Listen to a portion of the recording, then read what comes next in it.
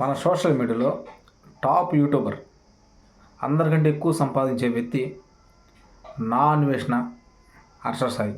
ఇప్పుడు ప్రజెంట్ టాప్లో ఉంది మన తెలుగు వాళ్ళు వీళ్ళే. సో నా అన్వేషణ అంటే ఇతర దేశాల్లో ట్రావెల్ చేస్తూ ఉంటాడు.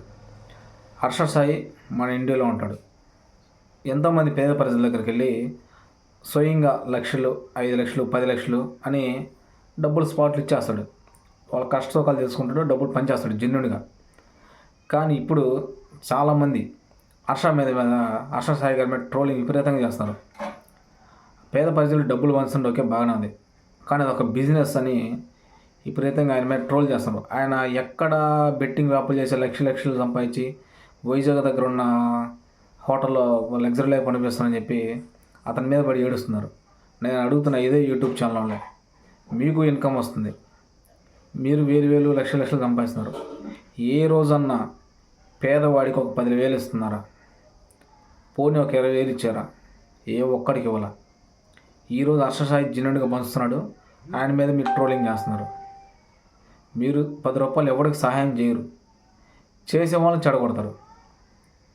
ఎగ్జాంపుల్ చెప్పాలంటే ఈయన పెద్ద యూట్యూబర్, ఈయన కూడా కొన్ని రూల్స్ మాట్లాడుతున్నాడు. ఈయన ఏ వర్షాన్ని బట్టి గొడుగు పడుతూ ఉంటాడు, వాతావరణం బట్టి ఎప్పుడు ఎటు మాట్లాడుతున్నది ఇవిడికి అర్థం కాదు ఈయన. సో నాకైతే బాగా ఆశ్చర్యం ఉంది.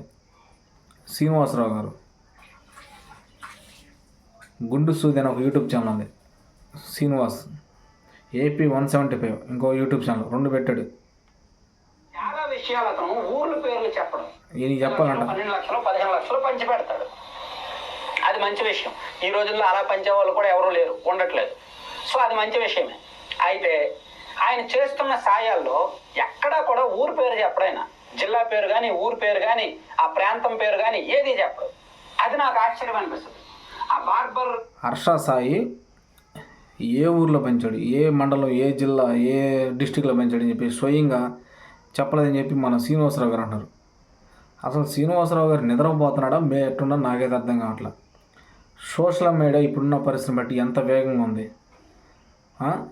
ఆ రోజు జాఫర్ యూట్యూబ్ ఛానల్ స్టార్ట్ చేసినప్పుడు జాఫర్ గారు స్వయంగా ఫస్ట్ హర్ష సాయి ఎక్కడి నుంచి డబ్బులు పేద ప్రజలకు మొదలు పెట్టుకుంటూ వచ్చాడు, సహాయం చేస్తాడని చెప్పి ఫస్ట్ ఆ గ్రామాలకు వెళ్ళి ఒక వీడియో రిలీజ్ చేశాడు. ఆ తర్వాత రెండోసారి హర్ష సాయితో డైరెక్టర్గా ఇంటర్వ్యూ చేయడం జరిగింది. సో ఈయన బట్టికి ఇప్పుడు ఏం చదువుతుంది, అసలు ఏ ఊళ్ళో చేశాడు, ఎక్కడ చేశాడని చెప్పి చెప్తుంటాడు. అరక దగ్గర లాక్డౌన్ టైంలో ఎంతమందికి హర్ష సాయి సహాయం చేయలేదు, గతాన్ని మర్చిపోయారా? ఈ శ్రీనివాస్ అనే వ్యక్తికి 2 ఛానళ్ళు ఉన్నాయి. సో ఇన్కమ్ ఏ విధంగా వస్తుంది అనేది మనందరికి తెలిసిన విషయమే. ఈ శ్రీనివాసరావు ఎప్పుడన్నా ఎవరికన్నా రోడ్డు మీద ఉన్న పేదవాళ్ళకి ఒక 10,000 50,000 ఇవ్వడం చూసారా మీరు? చూడలా. గుండు సూది అనే యూట్యూబ్ ఛానల్ ద్వారా మీరు ఇన్కమ్ ఎంత సంపాదించుకుంటున్నారు? మీరు పంచుతున్నారు పేదలకి, మీరు పంచరు, పంచేవాడిని చెడగొట్టడం. శ్రీనివాసరావు గారు మీరు ఒక పెద్ద యూట్యూబరు, మీరు ఒక స్థాయిలో ఉన్నారు. సో మీతో పాటు కూడా హర్ష సాయి కూడా మీకు వాళ్ళకి మీ ఇద్దరికి పెద్ద డిఫరెంట్ ఏం లేదు. జెన్యున్గా హర్ష సాయి పేద ప్రజలు పంచుతున్నాడు, మీరు పంచట్లా. కార్లు కొనుక్కొని, బిల్డింగ్లు కొనుక్కొని లగ్జరీ లైఫ్ అనుభవిస్తున్నారు.